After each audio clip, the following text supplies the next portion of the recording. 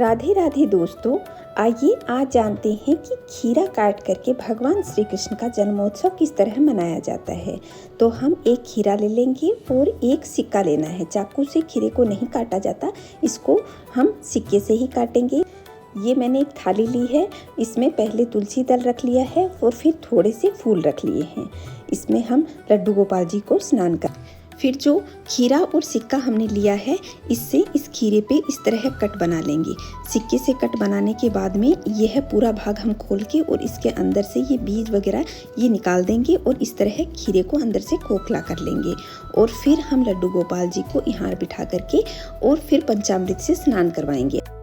यह पूजा आप जन्माष्टमी के दिन सुबह सुबह कीजिएगा। सुबह आप खुद स्वच्छ वस्त्र धारण करके साफ सुथरे हो करके और फिर मंदिर में जाकर लड्डू गोपाल जी को स्नान करवाएं। आप चाहें तो अलग अलग पंचामृत से, जैसे दूध, दही, घी, शक्कर, शहद, ये अलग अलग लेकर लड्डू गोपाल जी को स्नान करवा सकते हैं।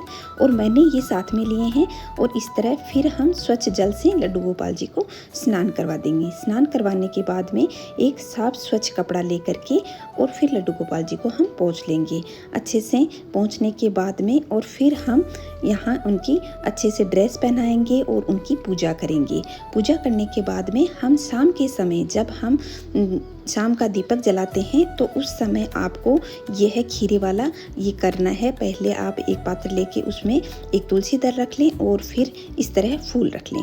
फूल रखने के बाद में जो भी आपने जो खीरा लिया था उसको इस तरह रख लें और उसमें हम आराम से प्रेम से लड्डू गोपाल जी को सुला देंगे।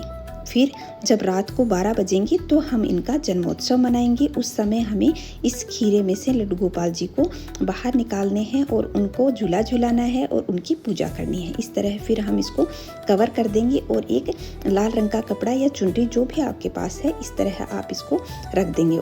इसके बाद रात को जब जन्मोत्सव का शुभ मुहूर्त है तो हम सबसे पहले ये लाल रंग का कपड़ा हटाएंगे और उसके बाद हम ऐसे ताली बजा करके 3 बार लड्डू गोपाल जी को जगाएंगे।